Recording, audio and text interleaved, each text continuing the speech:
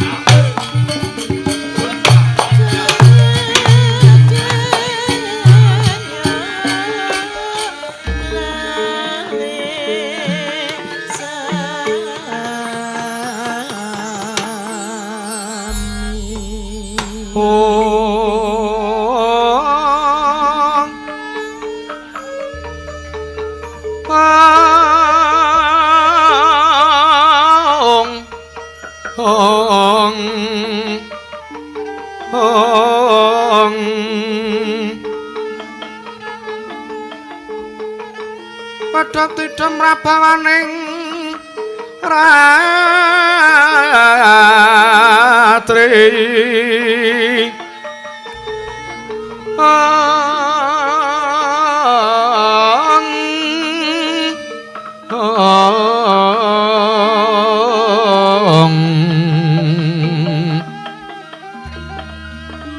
Sasadara wis manjara kawuryan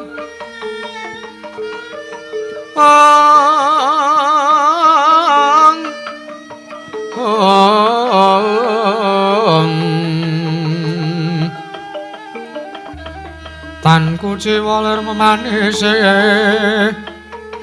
panggap srinarteng dalu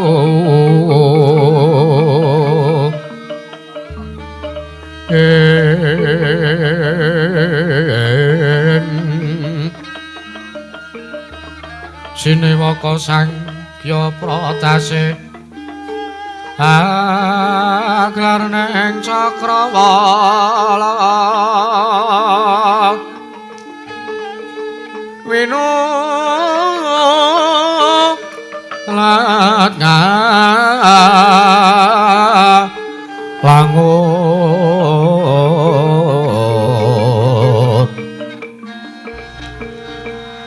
prantene paksa bahkan saking kaing taranggana kang suwiwi warata tanpa selo.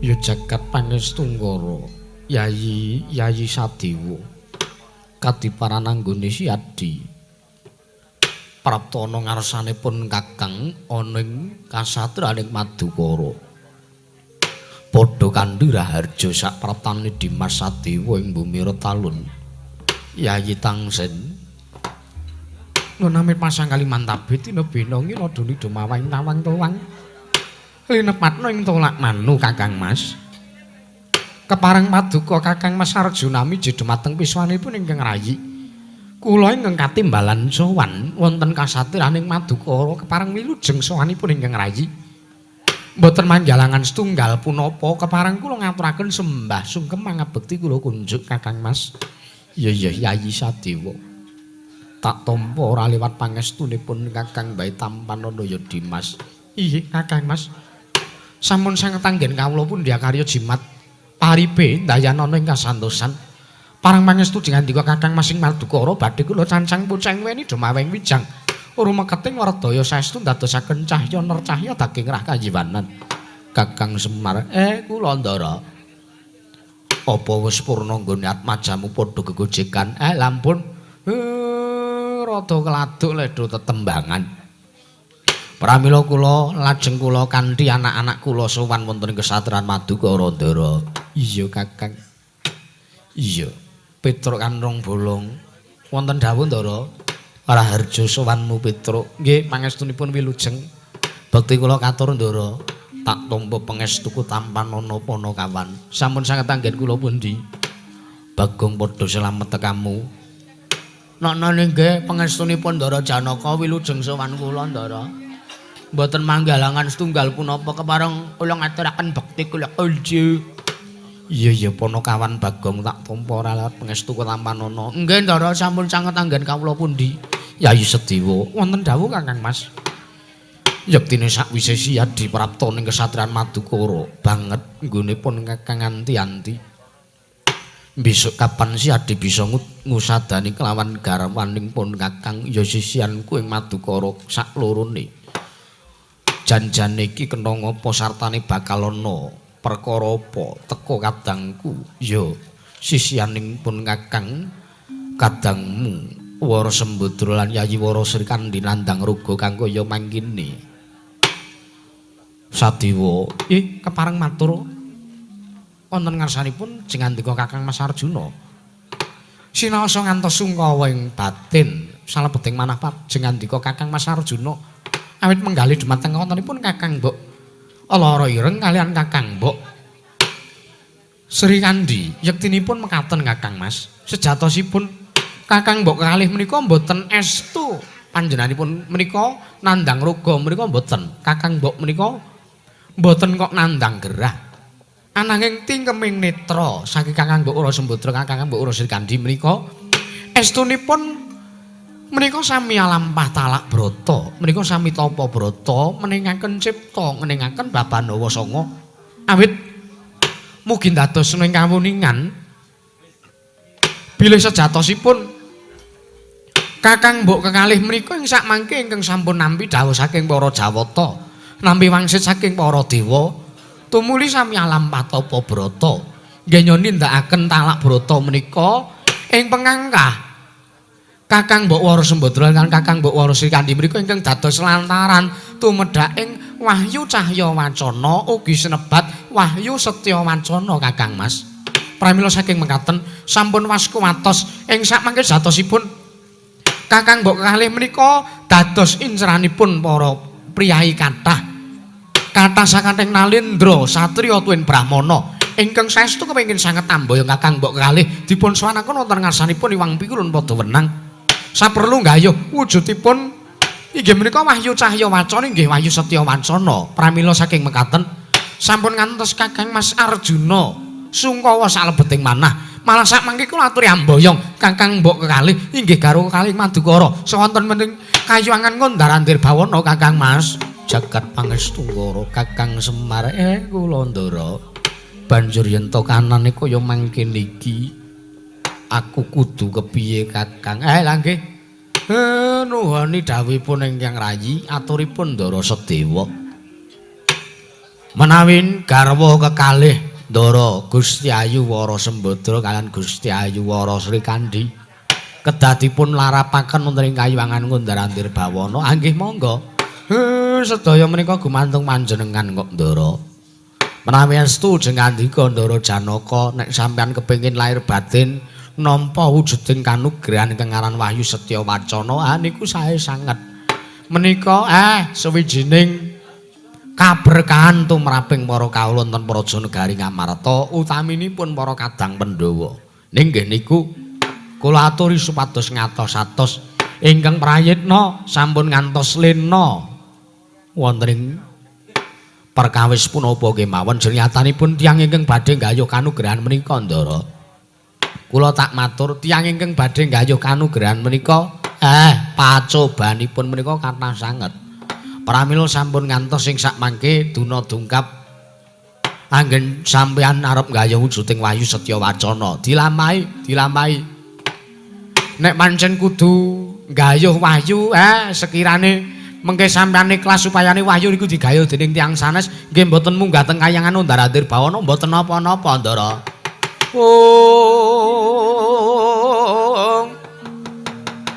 Mulat para sang Arjuna esemunira kang kamanungsan.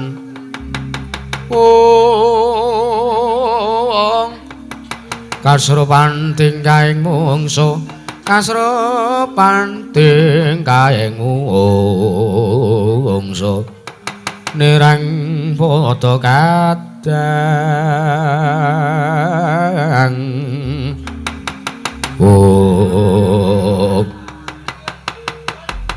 yen mangkono iya Kakang Panakawan Bagong kula Ndara kowe kok dadak nganggo kacamata ireng barang iki men ngopo lah karep kula ben nutupi mripat kula lempun nabi ngantuk niki malah marake sumyur leh kula ngempul iya mah kaya arep ngreyok ya aku. Ha ta, Tru? Heeh. Mung jir mung tur. Mung jir mung te. Yen mangkono Yayi Sedewa wonten dawuh kahanan kasatriyan Madukara ndak pasar kena ngersani Siadi supayane jaganen aja nganti telik Mangindrajana. Ingkang marajal saka sela-selaning Garu. Pun Kakang bakal tumuju munggah ning Kayuwangan Kundarandir Bawana. Saperlu ngalarapake sisianku saklorone ana ngersani Wang Pikulun padha wenek.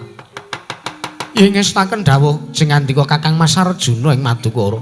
Malah samangke nderekaken tindak jengandika Kakang Mas. Iya.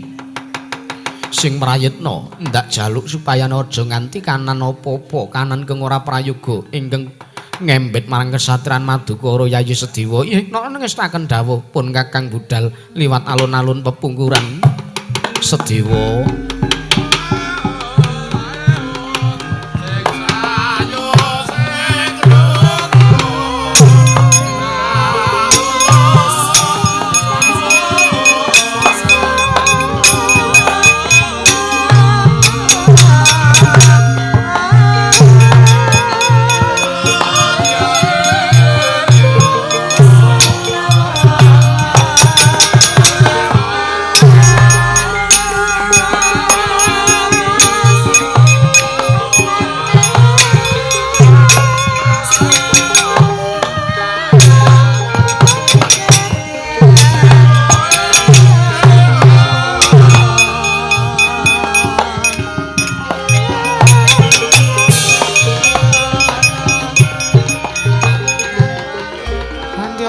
Para Pandhawa nyaga mulung mangung siring prasata Kurawa kambek ongge Srakatite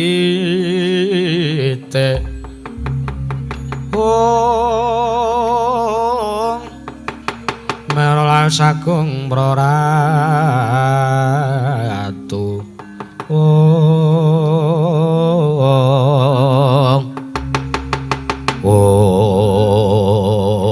Kakang Semar kula Ndara kados pundi Kok sajak rengu pasuryane Ndara Sedewa.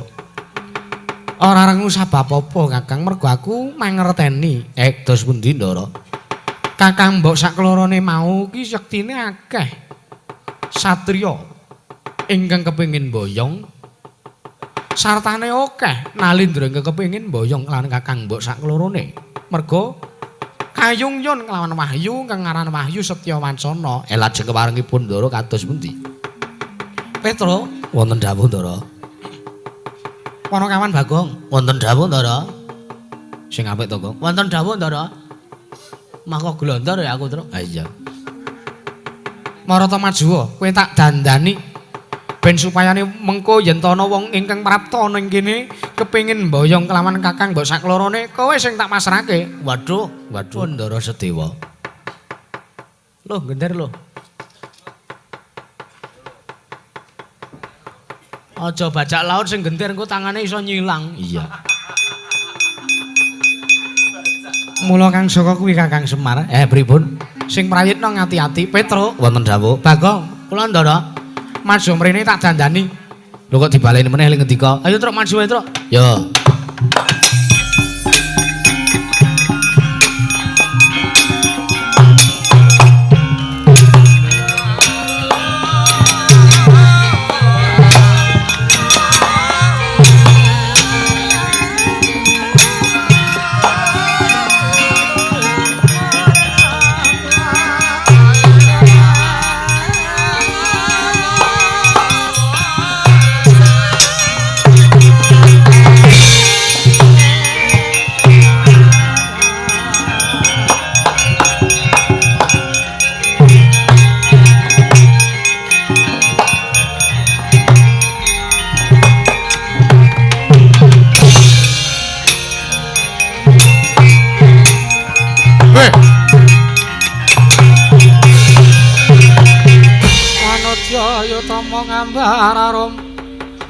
Ngambar arum sang kusuma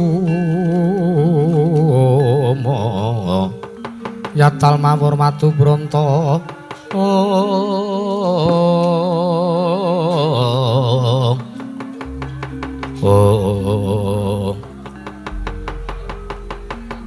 Aku dadi apa ya, Truk? Kowe kok dadi Ndara Sri Kandi? Kowe dadi Ndara Sembadra, Gong. Ngopo kok ngeses barang? Yayi Sri Kandi, Yayi Sri Kandi. Pun Mbak Yu iki kepengin Yayi Sri Kandi. Pet-pet. Kakang Bawana Sembadra kados pundi? Aku kepengin Yayi. Kepengin pun apa lho Kakang Mbok? Yahin niki hawane. Yahin niki hawane kok gur kepengin ngesek. Batope pat menika tesih kathah tiyang. Lah iya arep kae arep akeh wong kira tetep enak. Ora sada blawanan. Petro wonten dawuh Ndara. Bagong, kula Ndara. Kene lungguh kene, aku tak salin wujud dadi kaya Kakang Mas Madukara. Oh nggih ngestaken dawuh. Ngestaken dawuh Ndara.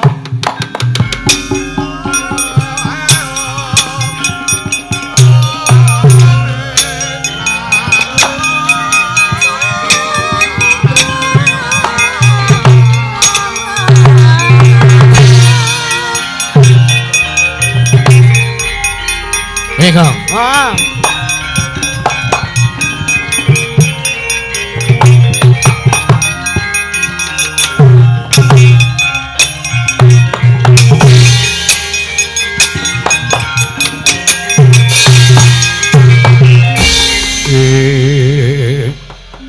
Mangka hanggro sesumbar mawa lindhu bumi konjeng maluduk kuntara katuk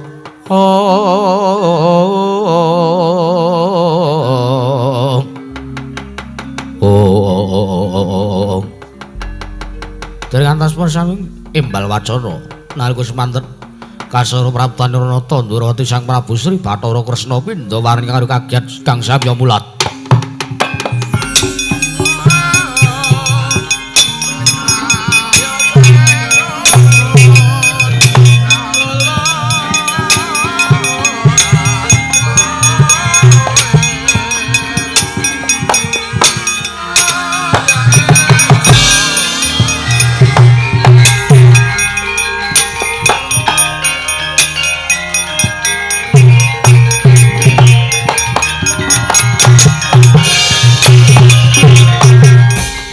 rawuh paduka Kanjeng Koko Prabu Ndrawati kula ngaturaken sembah bekti kula kunjuk.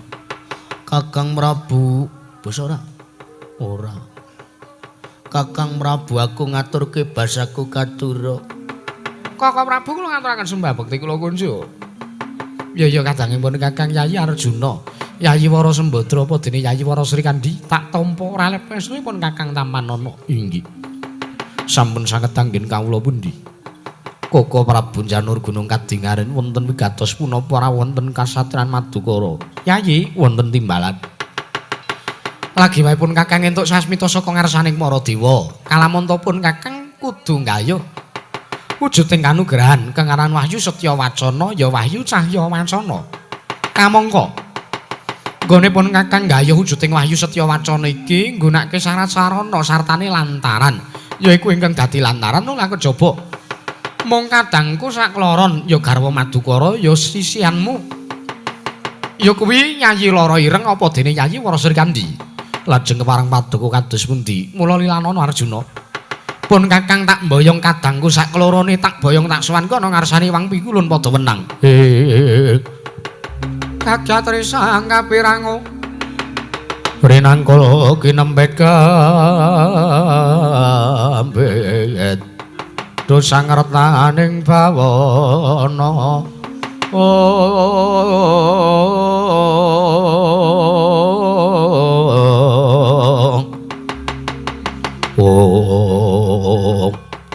Inggih menawi Kapten Koko Prabu sedaya syarat sarana ingkang sae kedah paduka lampahi lan paduka tindakaken pramila ingkang rayipun Madukara ngiklasaken dumateng sisianipun ingkang rayi kekalih inggih pun Yayi Lara Ireng kaliyan pun Yayi Wara Sri Kandi. Yen mangkono Sri Kandi ana dawuh mepe Kakang Wirama, Kakang Prabu.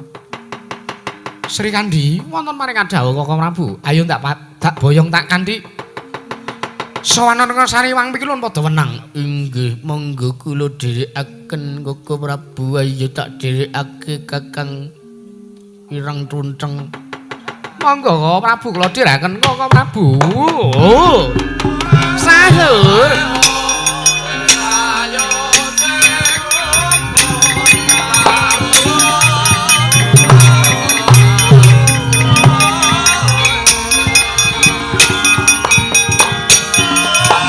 Masih njaluk pamit.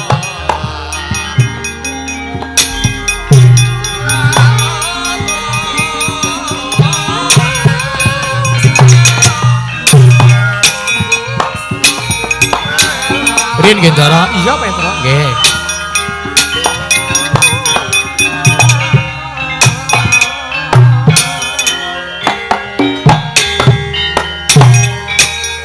Sahur.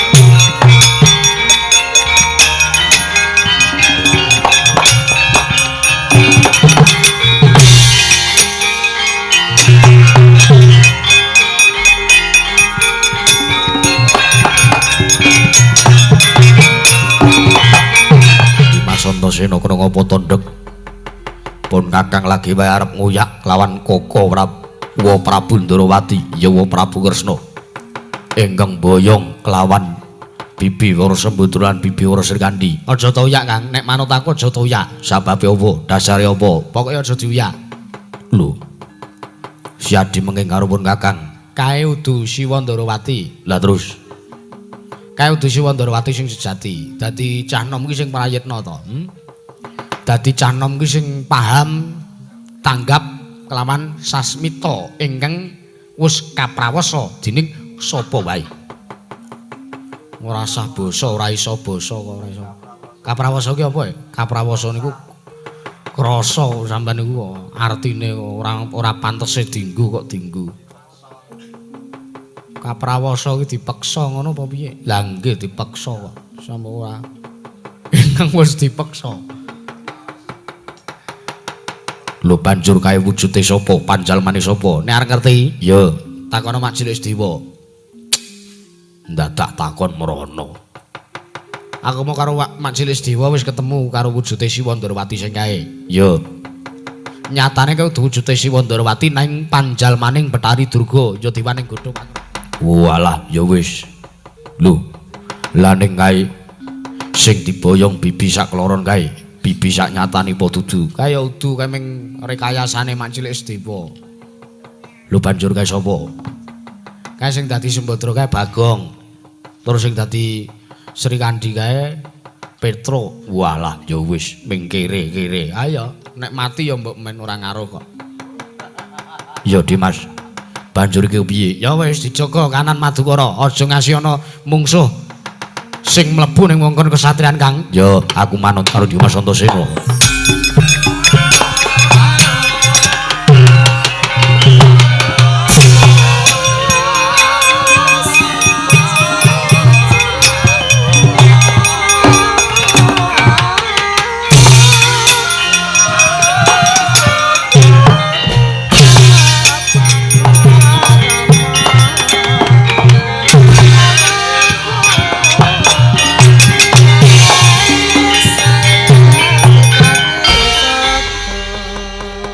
Yayi Sembadra.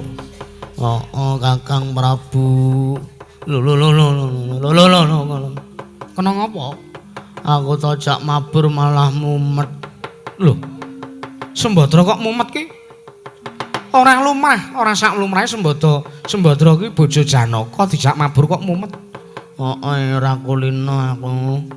Biasane aku sok ning dhuwur ning dhuwur kasur. Neng iki nang dhuwur ngantariksa kok Kakang Prabu aja dingonoke. Kena ngapa Sembadra? Arep medun? Medun. Aku mumet nganti krasa nguyuh krasa. Iki tenan ayo medun. Ya nek ngono ayo tak nganti medun. Heeh. Alah ndang to. Ndang to selak celidit. Mumet. Landing. Kakang Prabu, piye? Aku tak beol sik. Culna olehmu gendong aku. Iya nyah.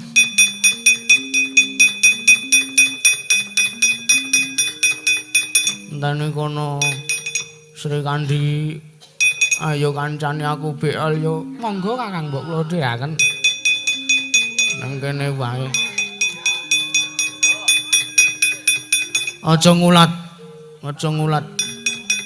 Kakang Prabu aja ngulat. Lho ora kena ngopo ora kena aja ngulat. Aurat. Ya wis tak enteni ning kene. Awake dhewe kudu piye ki terus nek kaya ngene, wis tok mentokno wae to. Tokno wae. Aduh.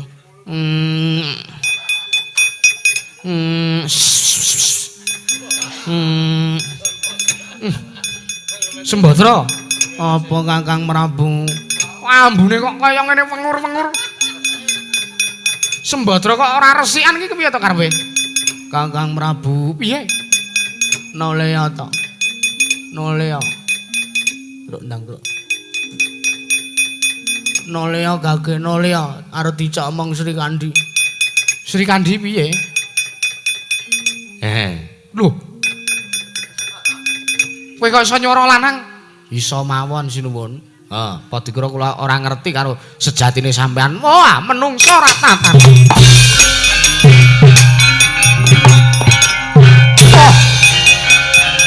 Petro.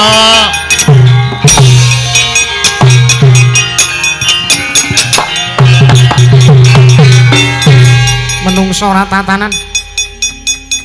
Jebul ora ngilo panjal maning Panakawan. Sing wani memba dadi kadangku sak kloron. Sinuwun kula ampun diguwak lho. Ora diguwak-guwak. Tak guwak embuh tekan ngendi tibamu Panakawan.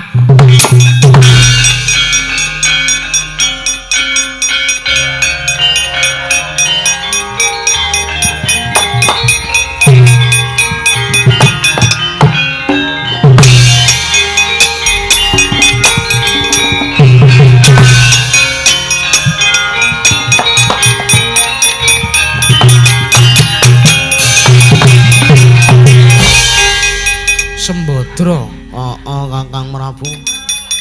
Kowe kira-kira manut apa ora tak boyong ning ana ngarsane Iwang Pikulun padha weneng. Ya aku manut wae. Lah ndi adhiku Sri Kandi? Kowe golek adhimu Sri Kandi? Heeh. Oh, kowe nyusul adhimu Sri Kandi.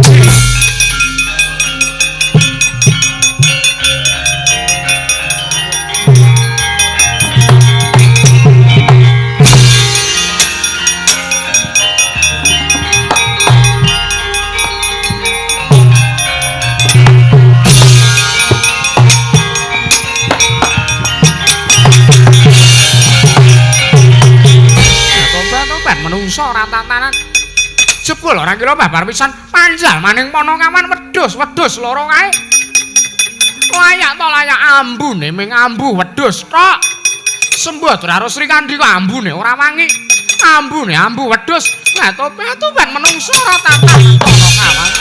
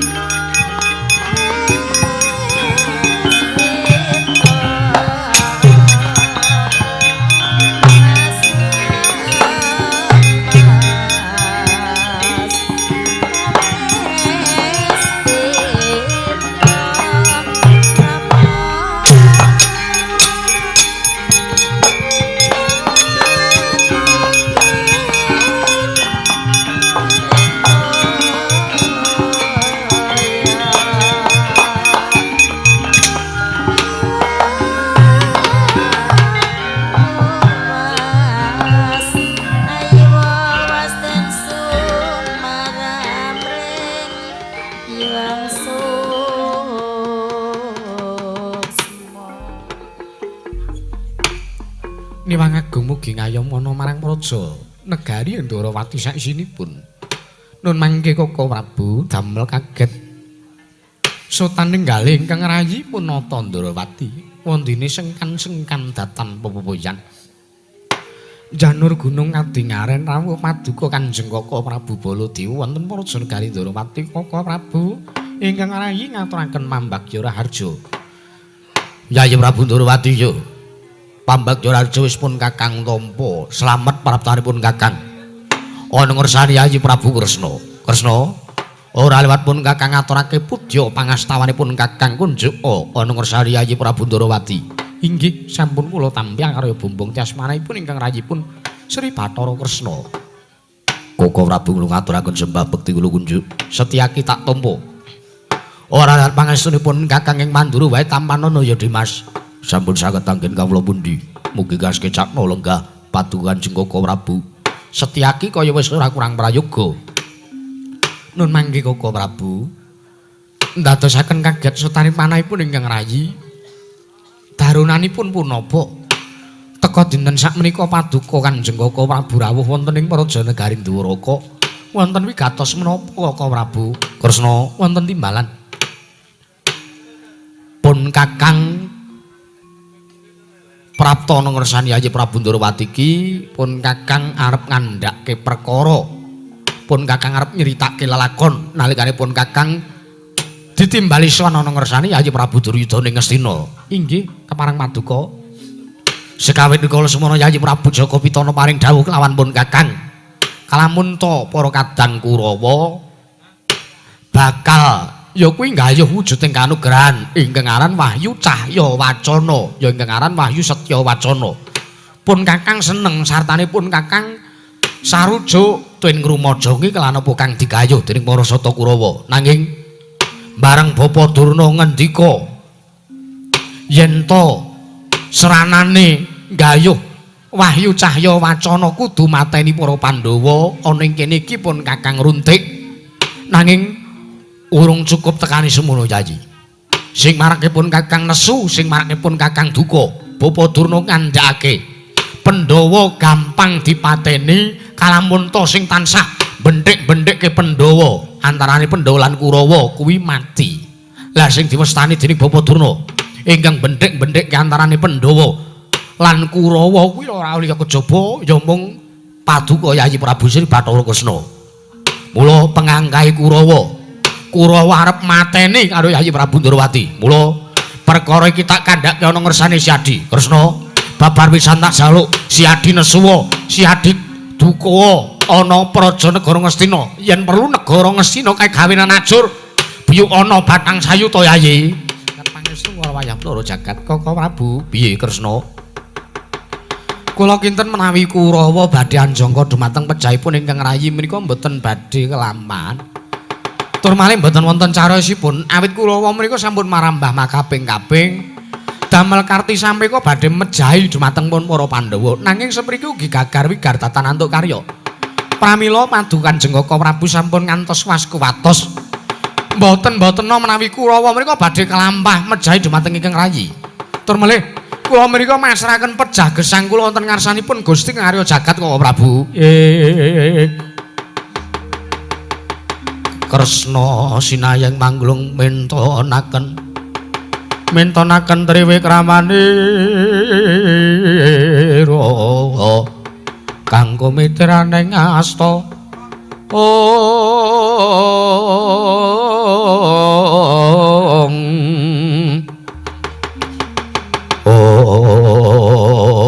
dereng ngantos paripurna ingkang sami embal wacana. Nalika semanten madaning kawontenan Praja Negaring Ndorowati dedreg awit Sang Nata Prabu Baladewa ingkang aran sajre bilih ingkang rayi Sang Prabu Sri Bathara Kresna badhe kajangka sirnanipun dening Sang Hyang Parasata Kurawa.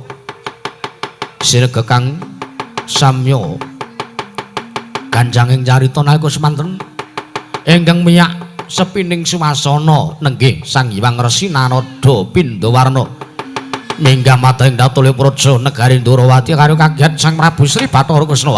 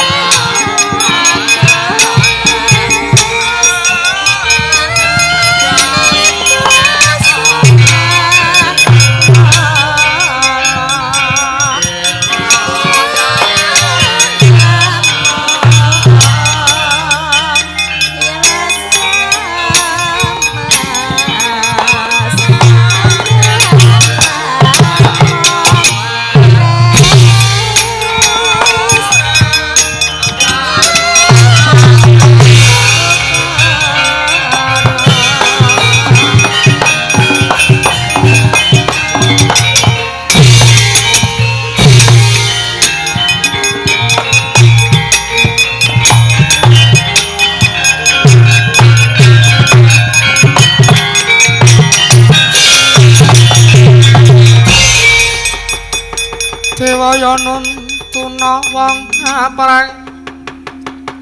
aprang jas padha sarsaran mangemba-embal kayuwanganmu sawela gringging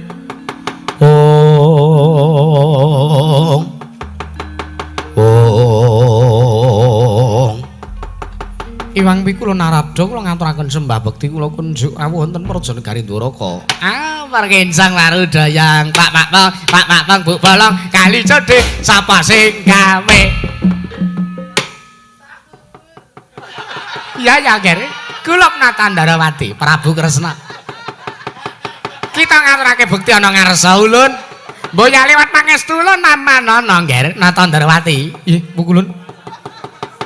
Sampun sanget anggen kawula pundi karya jimat mugi ndayana ingkang santosan manahipun ingkang gesangipun ingkang wayah pun Natandarawati. Bu Kulun Narada kula ngaturaken sembah bekti kula kunjuk Bu Kulun. Ya Baladewa. Kula nampa mboya liwat pangestu ulun namanana kakrasana. Ya sampun sanget anggen kawula pundi. Bu Kulun kula ngaturaken sembah bekti kula kunjuk. Sapa iki? Kula pun Setyaki. Setyaki kuwi sapa? Inggih Setyaki menika senopati ning Darawati. Ya Setyaki ulun nama mboya liwat pangestu ulun namanana. Sampun sanget anggen kawula pundi Bu Kulun. Bu Kulun, piye Kresna? Kula nyadong dawuh timbalan paduka ora tedhak wonten ing Madyapada rawuh wonten ing Praja Negari Dwaraka wonten wigatos menapa? Perkencang Marudayang pang pung. Kresna wonten dawuh Bu Kulun. Yektine nggone panjenengan ulun prapta ning ngarsa kita ya ning Madyapada ya ning Praja Negara Dwaraka iki bakal nyuwun senjata pitulung kelawan jeneng kita merga saka kayuwanganing Sidik Mangudal-udal ketaman gara-gara ingkang sumundhale ngawiyat. Kresna dawuh Iwang Pikula padha menang bisane Waliya Nirmala temajati jati temah mulya yen ta kayuwanganing Sidik Mangudal-udal ketunggan wujuding senjata cakra mboyake tangklong gedheping peninggal. Kresna kagyatri sang kabirangu rinanggul kinempet kempet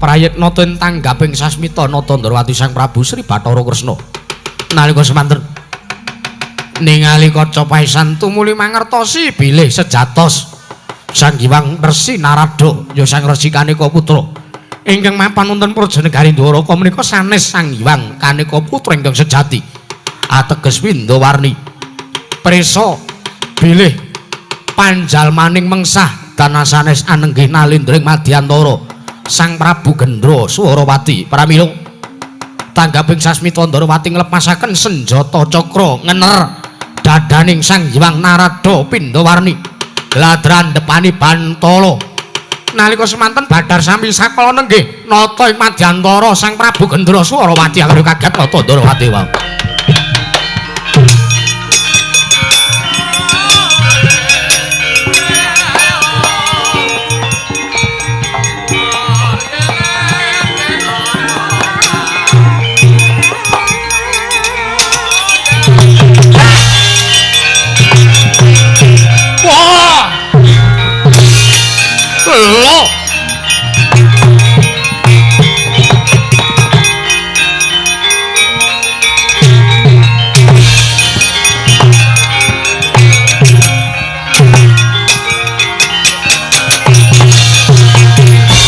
Manusmani jajalanat Kresna wonten dawuh Koko Prabu. Kae mau sapa? Kae mau sapa? Lah kok teko dadi Badar Nalindra kaya ngono. Iwang Pikula Narada nampa kena dayane senjata cakra. Badar Ratu sabrang kema sapa? Inggih kawuning ngono Koko Prabu. Menika Nalindra Madyantara ingkang namipun Prabu Gendra Swarawati. Prabu Gendra Swarawati. Inggih. Menika sejati ingkang dados bataipun Marasata Kurawa sawungipun Marasata Kurawa anggenipun badhe mejahi dumateng ingkang rayi. Wah, edan. Tenan to Kresna. Sujune pun Kakang ngelingke kelawan Siadi. Nek ora ngelingke, nek Siadi ora prayitna, wah, Embuh dadine lho Kresna nek nganti siya dikoncatan senjata cakra. Inggih to Prabu sampun waskuwatos. Ingkang rayi mriku sampun prayitna, kula mriku sampun mangertos. Ya. Banjur Prabu Gendra Swalapati kae mengko yen to ngasih ngamuk ning Praja Negara Ndrawati. Kula ingkang badhe anodi dumateng kadigdayanipun Prabu Gendra Swalapati mriku aku Prabu.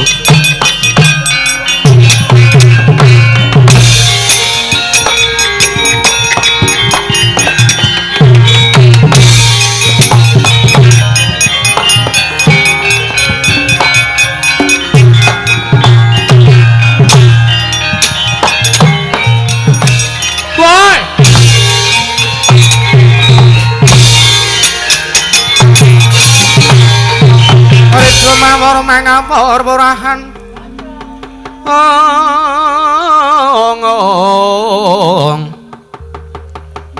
tengarane ngajurit gong maguru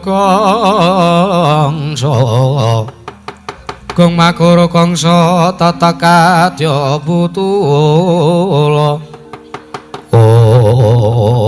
menungso ratatanan cepul tinemune Ratu Ndrawati kae pancen wasis waskita ing esti ketitik senjata cakra tak jaluk pancen bener dinehke wah ning langsung diempake kening diadaku pawanase ra jamak-jamak wah lah kok dadi badar wujud asliku ya Kresna ayo yen to pancen kowe nantang karo Prabu Gendra Swalapati arep njajal kadigdayanku cokot siong pengapit mati dening aku Rata Ndrawati. Wah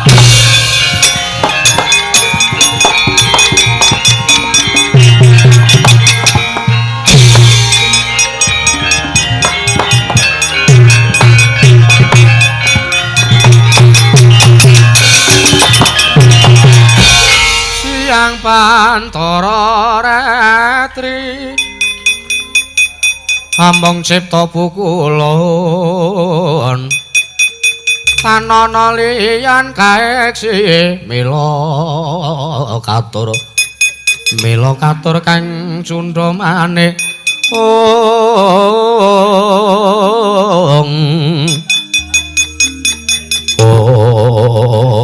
kowe arep nyelendro apa arep mbarang kowe? Kok gragruk geseri mikrofon kowe. Kowe kok rusuh banget to kowe? Wah, ayo Kresna. Aku ingkang dadi serayaning Sata Kurawa mateni karo diapurmu. Wah!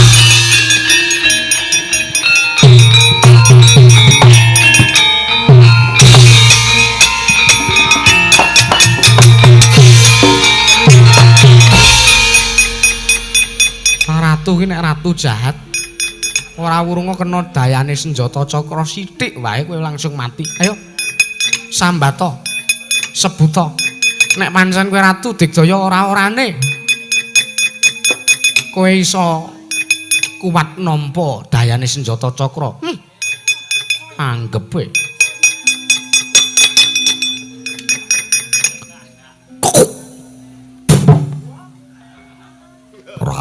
Celeng panganan wi tekan Ndrawati membo Hyang Wilun Rada tiwas tak sembah tiwas tak basani biar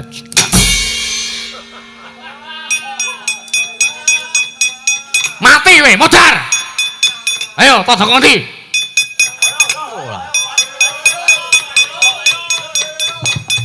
ratu rupane kok asu kok ngene iki ki apa Setyaki kula gotong jeng dinapake tungseng rak ya lowong ratu kaya ngeten wis kebak idu kula ora apa-apa engko kena dikumbah ye eling-eling Nalendra Sekti Mandraguna Sekti kalintang jayang perang turta kepanjingan yit maning Nalendra Gong Binetara ingkang nggadhahi aji Pancasunya nalika semanten grega kaya wungu saka Nindra Sang Prabu Gendra Swalapati. Aku isih urip. Wah.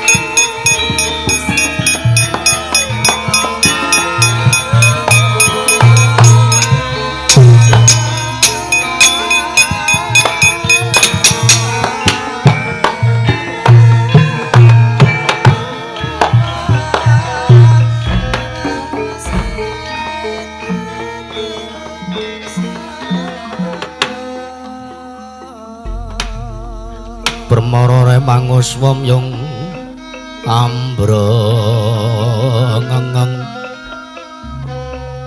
kate karenaning kas awase yaning marga hamalagung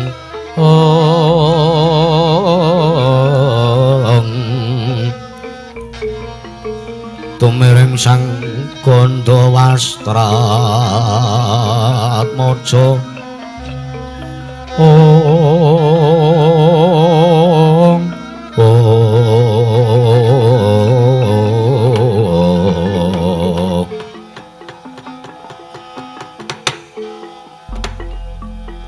Astungara sidam sikaring bawana langgeng Arjuna padha kanthi raharja saprapta kita kulup kalidi nunamit pasang kaliman tabit nebena ngula duwida mawang tawang tawang pukulun kepareng wilujeng wiswanipun ingkang abdi inggih ingkang wayah pun Arjuna kepareng kula ngaturaken sembah sumung kemping pangabekti kula kunjuk pukulun ya ulun tampa mboya lewat pangestu ulun tampanana sampun sanget anggen kawula pundi Arjuna kula wonten timbalan jeneng kita nglarapake kelawan sisihan kita ya garweng madukara sak klorone ana ngarsa ulun nun inggih pukulun mundi dawing dewa ingkang paring sasmita wonten ngarsanipun para Pandhawa bilik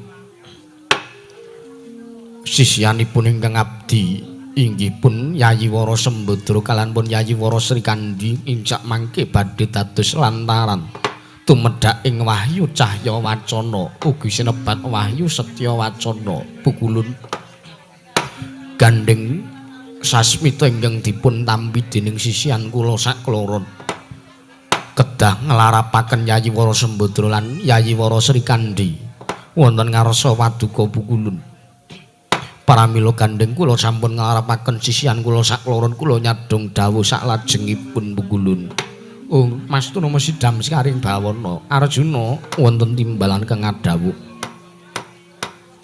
manggini ya Arjuna werdine Wahyu Setya Wacana ya Wahyu Cahya Wacana mono yektine yen to jeneng kita kadunungan sartane jeneng kita nggayuk guneman kita mboya kena mencela-menceli sebab ya merga wis ngarani ya teges Wahyu Setya Wacana kuwi Setya wis ngarani teges ora iso mencela-mencel setya bekti kalawan suwijining garwa ya suwijining perkara wacana kuwi teges pangandikan kita kudu tansah kenceng sartane mboya kena leda-lede kaya banyu kang tumumpang ning godhong sindhe tur mangkene jeneng kita mono lair ana ing Madyapada wis kadunungan telung perkara ya telung werna ingkang jeneng kita gawa ya ingkang aran dat sifat asma tuwena pengal teges petang perkara jeneng kita wis gawa ya dat ingkang ateges urip kita linare ana kaya ning jagat iki yektine tinampa dening para Pandhawa yektine jeneng kita ingkang dadi pamadya ya panengah Pandhawa kengangka loro kang aran sifat ya Arjuna kuwi baguse Arjuna kuwi njaba lan jero teges ora mung bagus laire ya ora mung bagus pasuryane nanging atine uga duweni ati ingkang atetekan ati suci pepayung budi rahayu banjur asma kuwi teges jeneng ngibarate gajah mati ninggal gading menungsa yen to mati ninggal Gandhawarum lumantar lelabuhan kang wis ditindakake teges Janaka kuwi duweni asma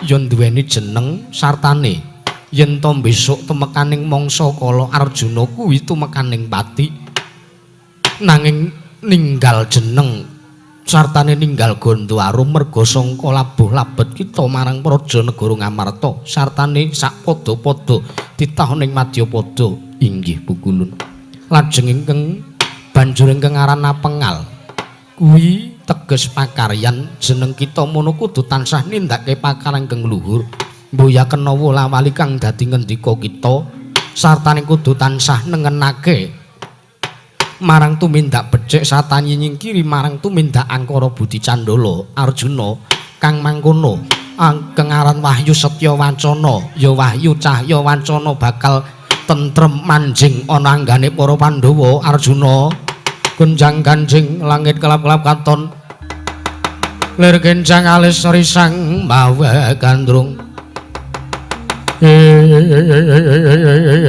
ngaturaken panuwun ingkang tanpa pepindhen wondene paduka Iwang Pikulun padha wenang sampun damel tentrem raosing manahipun ingkang abdi ingkang wayang paduka rupun Arjuna iya mula kang saka kuwi panjenengan ulun bakal njaluk kelawan jeneng kita weningna rasa ciptamu ngeningna babanawa sanga wengakna lawang batin kita Wahyu Cahya Wacana ya Wahyu Setya Wacana bakal manjing ana anggo kita amadangi sak isining praja negara Ngamarta Arjuna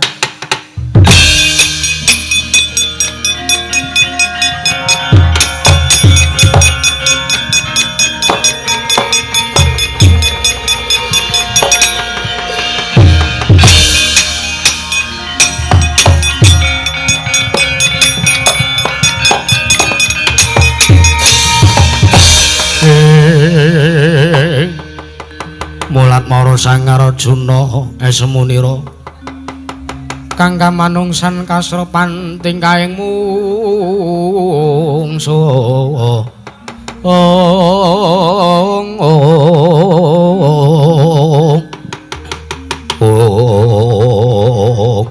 ngaturaken panuwun ingkang tanpa pepindhan pukulun sampun damel jemeplong raosing manahipun ingkang abdi pun Arjuna iya yen mangkono ulun dawuh kelawan jeneng kita marata diake boyongen garwa kita sakloro supayane bali ning Madyapada sartane critakna lakon iki ana ngarsane para Pandhawa Arjuna nyun pamit madal wasilan pukulun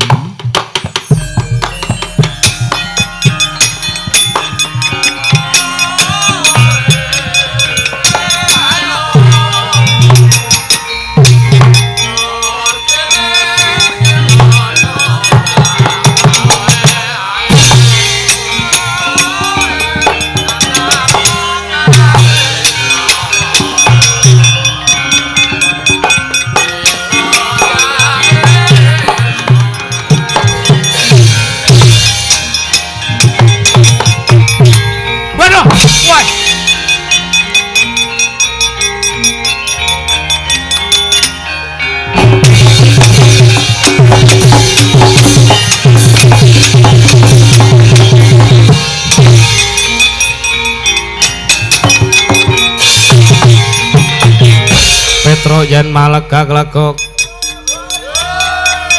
trembelo kang sarawita kang sabudha andil ing perasaan dhewe le tiba wis ket mau ya Gong heeh kok lagi tiba saiki le nguncalke wis ket mau jam 4:30 tibane lagi saiki lambu cen ra logis nek dipikir to ah iya tiba ning tengah alas bapakmu rene ora ki lambu Gandharwa Rajamaya to Gong heeh apike bali ana ngersane Sinuwun Pandhawa ana ngersane negara Ngamarta ki kumpul karo Pandhawa ayo to ngadirake saya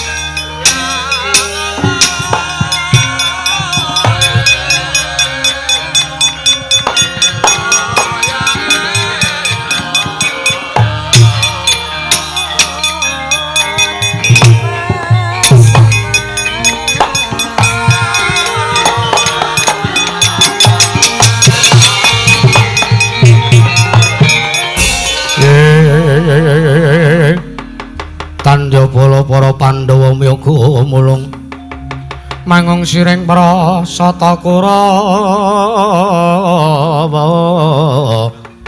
kambak onggesra katete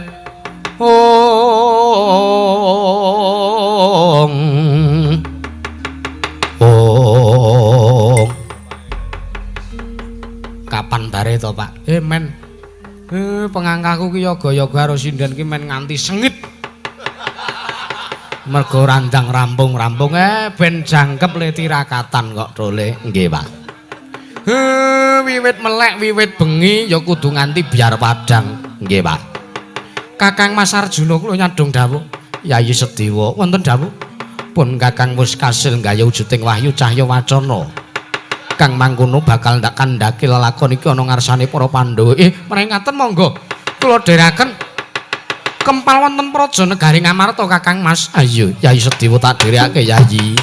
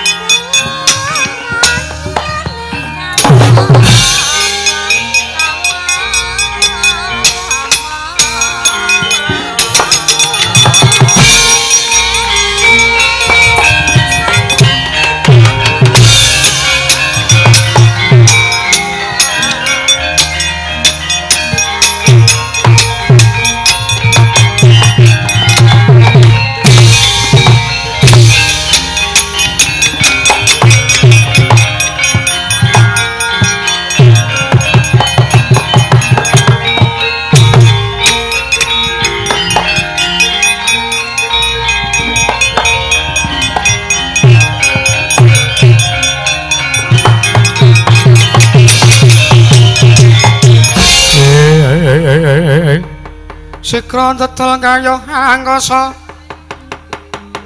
sira risang Ramandaya pati tanding yuta lawan yakswarane wel katasine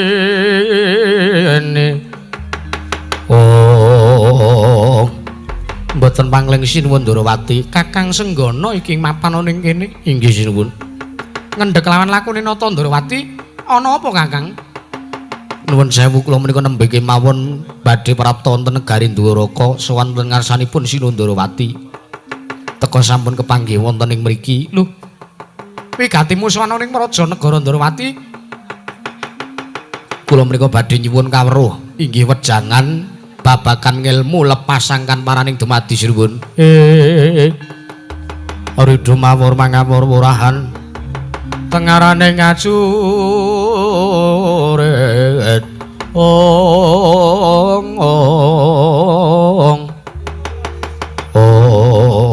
Kakang Anoman wonten dawuh kowe tak menehi ilmu babagan kawruh lepasangkan paraning dumadi nanging aku njaluk kados pundi kaya ana ratu kae singkirna nek wis iso mateni ratu kae tak wejang ilmu sangkan paraning dumadi sinten balamu lawas ngestaken dawuh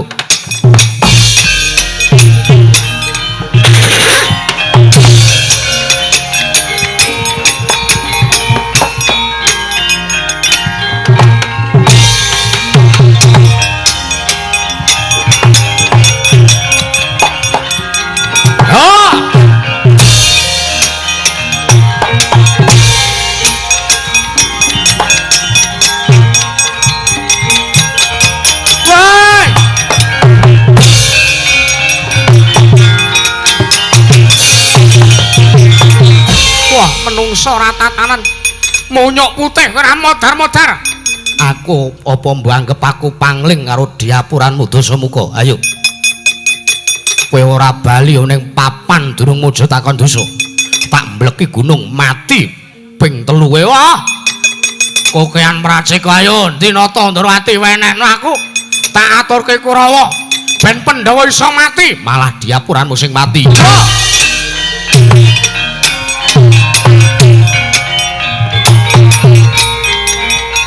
Wah!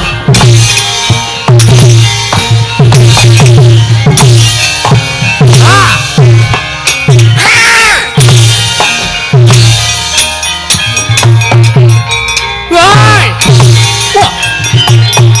Wah! Wah!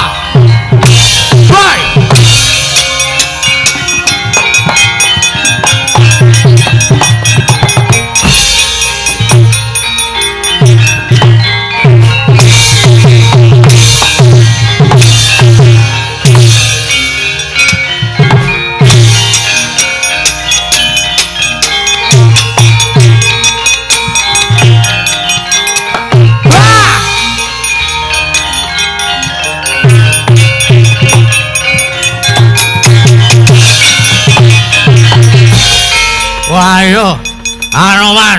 Wah. Aja mbanggep aku wis mati Anoman. Aku urung mati. Aku urung mati Anoman.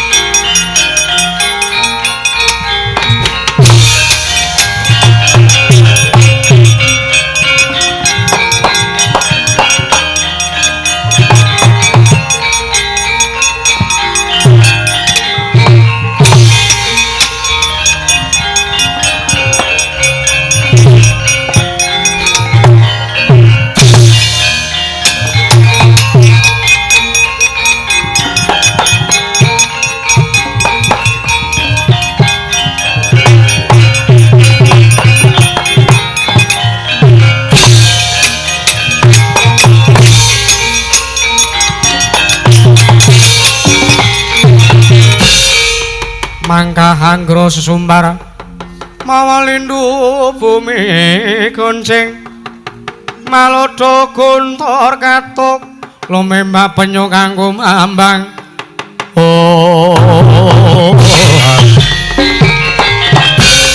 Parang matur nengesanipun Sinundrawati.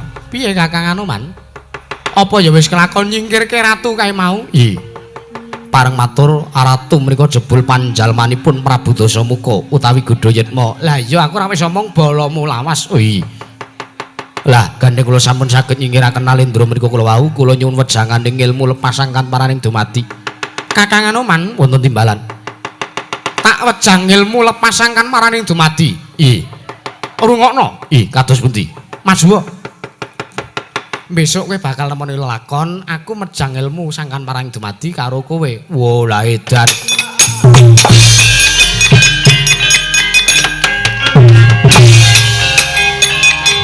Rampungi. Yo.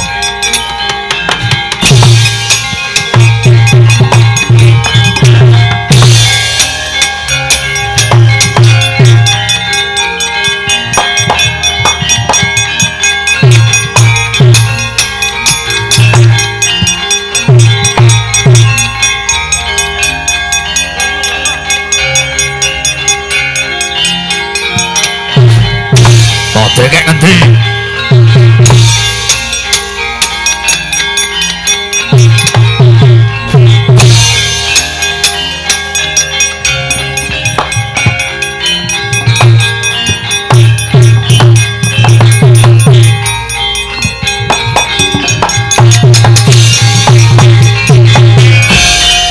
Wah, Duryudana kakangku, Barakuldara. Ayo. Ndi Janaka tak jaluk Wayu Cahya Wacana nyo tampanana ndi nyo. Wah.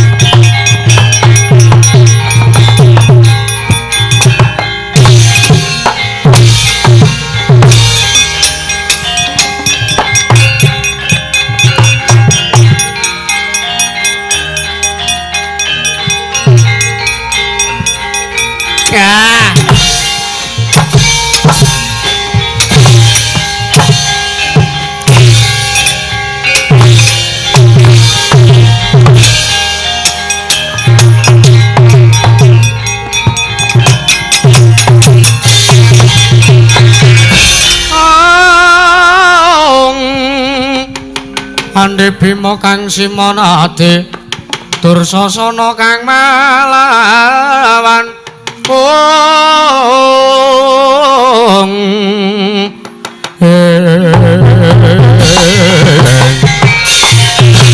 Kurawa padha rantrimake merga jlamprong napa wahyu cahya wacana wah seblake mbarat mbuh tibamu we